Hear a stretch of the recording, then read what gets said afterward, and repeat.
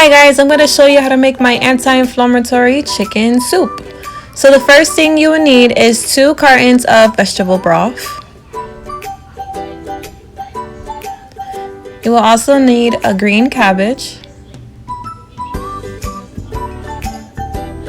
some carrots, 2 white potatoes, and just let me get this out of the bag. And this is some parsley.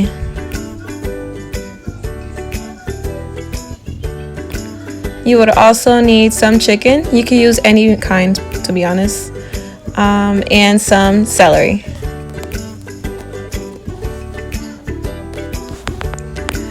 Now I'm just gonna pour 2 cartons into this pot right here. My daughter's helping me, as you can see.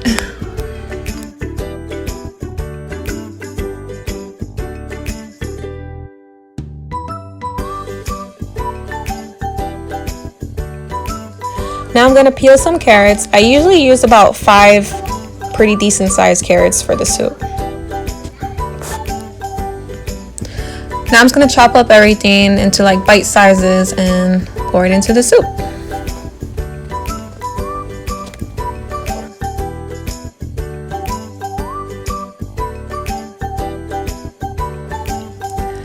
Now for the celery, I usually use about 5 or 6 stalks of it and chop it off into bite-sized pieces.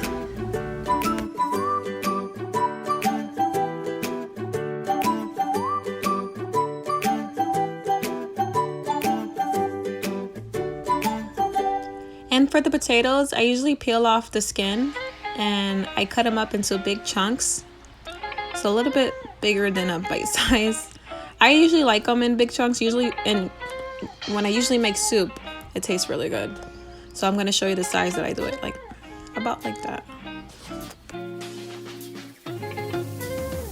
Now the next thing I'm going to add in is the cabbage, and I usually chop it up in type of a noodle form, and I usually use about half of a cabbage. Next is the chicken, and I like chicken tenderloin for this soup. You can use chicken breast. I just use chicken tenderloin just because it's easier to chop up into like bite sizes. So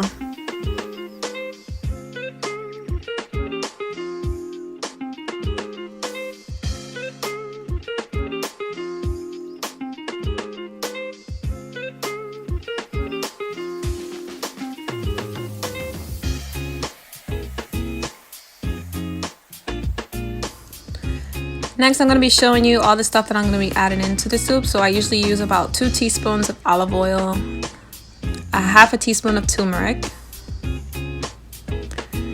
about 10 to 12 cranks of black pepper, 1 teaspoon of adobo,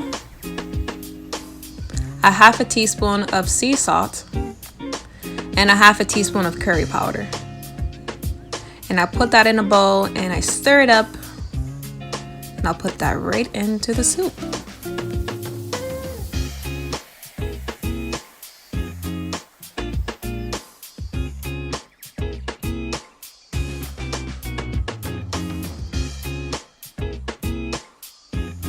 Now I know it looks like I really needed a bigger pot, but I've been making this soup for as long as I can remember, and honestly this pot is perfect. The cabbage, when it gets cooked, it like shrinks down a lot, so it's like just like the perfect pot for it, and it cooks perfectly. So I mean, if you got a bigger pot and you don't like this overfilling if you don't like it overflowing, that's fine. Use a bigger pot, it's probably easier, but I love this pot. It makes the most perfect soup.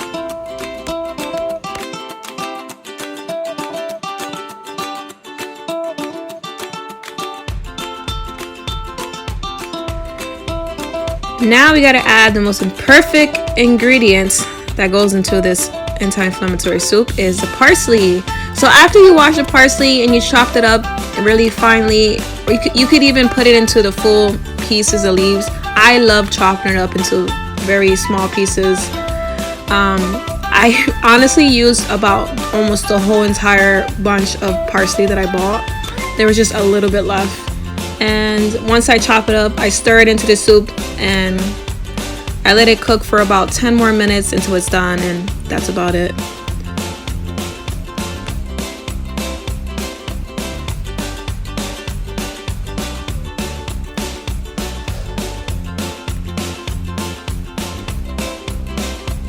Thank you guys so much for watching. I really do hope you enjoy my soup. Bye guys.